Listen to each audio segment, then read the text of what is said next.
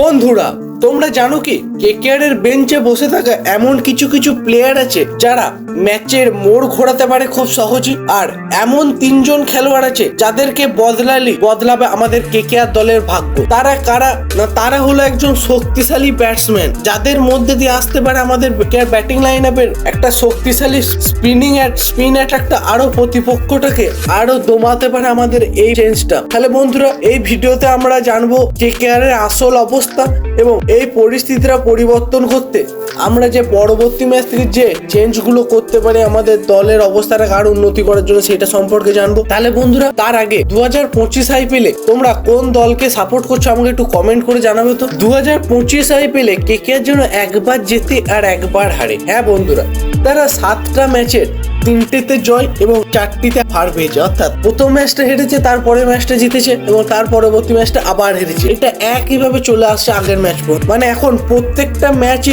অনেক গুরুত্বপূর্ণ আমাদের কেকেআর দলের কাছে। এখন দরকার 3জন খেলোয়াড় যারা নেমেই ম্যাচ ঘুরতে পারে। তারা হতে পারে সেই প্লেয়ার, তাদের মধ্যে প্রথমেই যে নামটা উঠে আসছে সেটা হলো রাফম্যান পাওয়েল। হ্যাঁ বন্ধুরা, ও একজন power hitter, pinch hitter, finisher, প্রাক্তন ওয়েস্ট ইন্ডিজ ক্যাপ্টেন। তিনি ভালো স্পিনও খেলতে পারেন, দরকার হলে বল করতেও পারে। এখনো একটা ম্যাচও যদিও তাকে খেলানো হয়নি, অথচ রাসেল পুরোপুরি অফ ফর্ম, তাকে খেলানো হচ্ছে। তাই পরবর্তী ম্যাচে রাসেলকে একটু বিশ্রাম দিয়ে পাওয়েলকে সুযোগ দেওয়া উচিত বলে আমার মনে হয়। আর পরবর্তী যে চেঞ্জটা হতে পারে সেটি হলো মোয়েন আলী। হ্যাঁ, মোয়েন আলী যে আমাদের কেকেআর টিমের লাকি প্রিন্স, সে যটা ম্যাচ খেলেছে তটা ম্যাচে আমাদের কেকেআর দল জিতেছে। তাই ও একজন নির্ভরশীল অলরাউন্ডার। বল হাতেও যেমন সে কাজ করছে, ব্যাট হাতেও শেষ পর্যন্ত সে যেতে পারে। তাকে বাইরে বসিয়ে রাখা একদমই উচিত নয়।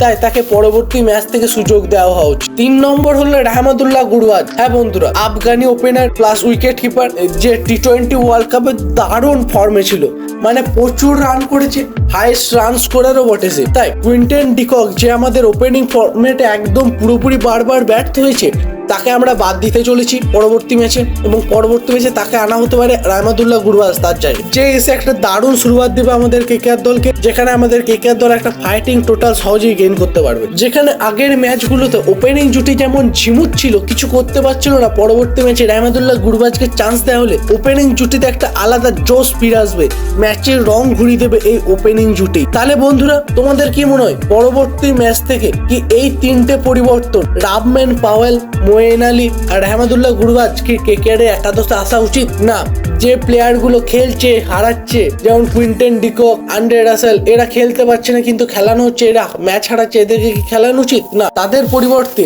আরো শক্তিশালী ব্যাটসম্যান অলরাউন্ডার নিয়ে এসে আমাদের কেকেআর দলটাকে আরো মজবুত করা উচিত। এই বিষয়ে তোমার কি মত অবশ্যই আমার কমেন্টে জানাও। ভিডিওটি ভালো লেগে থাকলে লাইক করো এবং চ্যানেলে যদি একজন তুমি নতুন হয়ে থাকো অবশ্যই চ্যানেলটি সাবস্ক্রাইব করে দিয়ে ডেসক্রিপশন বক্সে থাকা লিঙ্কে ক্লিক করে দিয়ে আমাদের টেলিগ্রাম চ্যানেল অবশ্যই জয়েন হয়ে যাবে।